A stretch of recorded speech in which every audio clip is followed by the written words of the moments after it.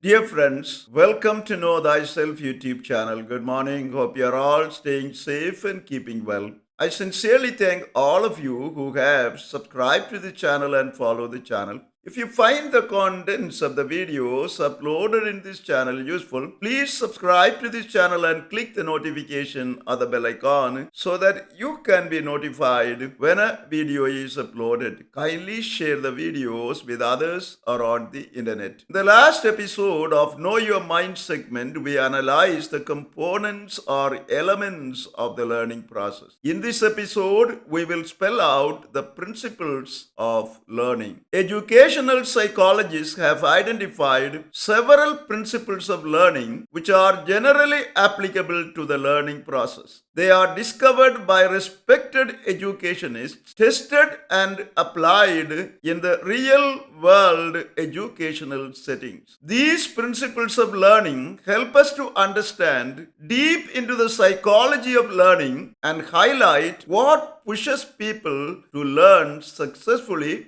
by providing additional insights into and guidelines for learning in the most effective manner. Some of the basic and important principles of learning are the following. First, principle of readiness. Readiness consists in the learners possessing a degree of single-mindedness and eagerness for learning. Students' readiness to learn, their keenness for learning, and their being enthusiastic about the learning process they are entering into makes them fully open to the instructions and inputs of the teacher. This let the students meet the teacher at least halfway, thereby not only simplifies the task of the teacher, but also makes the learning easy for the students. Second, principle of participation. Participation consists in active involvement of the learner in the learning process. Participation improves motivation and facilitates greater engagement of diverse senses in learning. Right motivation and better engagement in the learning process helps the students to learn more quickly and to retain what they have learned for a longer period of time. For instance, most people do not forget to ride a bicycle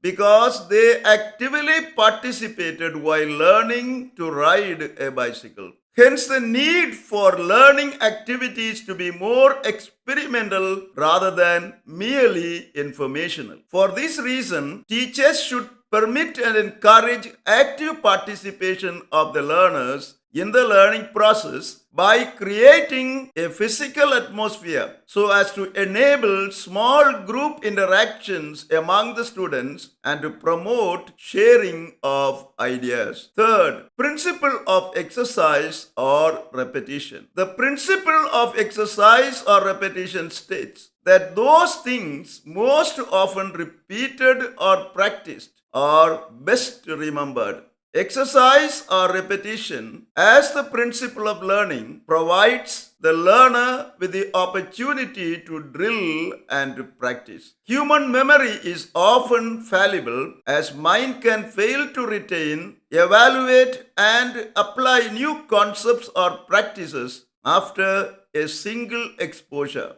Hence, to gain the full benefit of learning, learned concepts or behaviors must be learned again and again by repetition so as to ensure that newly learned concepts are not forgotten and the behaviors are performed smoothly. Proficiency in learning and retaining new skills improves when the learners repeatedly visualize themselves as performing the new behavior or activity. Fourth, principle of effect-primacy-intensity-recency. Principle of effect is based on the emotional reaction of the student. It states that learning is strengthened when accompanied by a pleasant or satisfying feeling, while it is weakened when associated with an unpleasant feeling. Principle of primacy states that the first experience of learning often creates a strong and unshakable impression on the learner. For the teacher, it means that what is taught for the first time to the new learner must be done right. Principle of intensity states that a vivid, dramatic, and exciting learning experience teaches more than a routine or boring one. Students are likely to gain greater understanding if the intensity of learning experience is greater.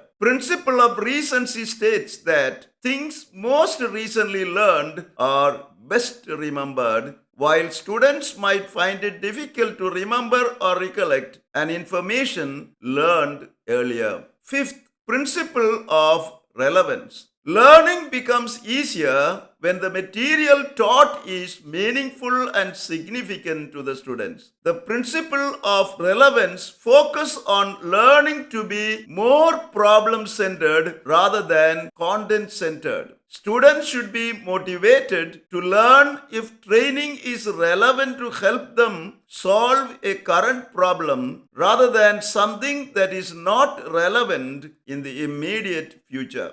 Sixth, principle of transference. Principle of transference states that the students would be motivated to learn if their learning helps them to apply what they have learned in the real world work situations. Hence, if the information learned does not transfer to the workplace, the training cannot be considered successful. Seventh, principle of fair and credible evaluation. The principle of fair and credible evaluation states that students' learning would be enhanced if the assessment of the student performance is fair and trustworthy, and tests, exam, and classroom evaluations are linked to the curriculum and common standards so as to be acceptable to parents, community members, institutions, organizations, and companies. Eighth, principle of feedback. Feedback provides the learners information about the progress they make in the learning process. Feedback about the performance is necessary prerequisite for learning, as it not only rectifies students' mistakes but also reinforces what they have learned. Feedback, by telling the students what went wrong with their learning, helps them to avoid making mistakes in the future. And by giving the outcome of the learning process, positively reinforces learning and intrinsically motivates the students. In the next episode, we will begin our analysis of the stages of learning. Thank you for watching this video. Stay blessed until we see you again with another video.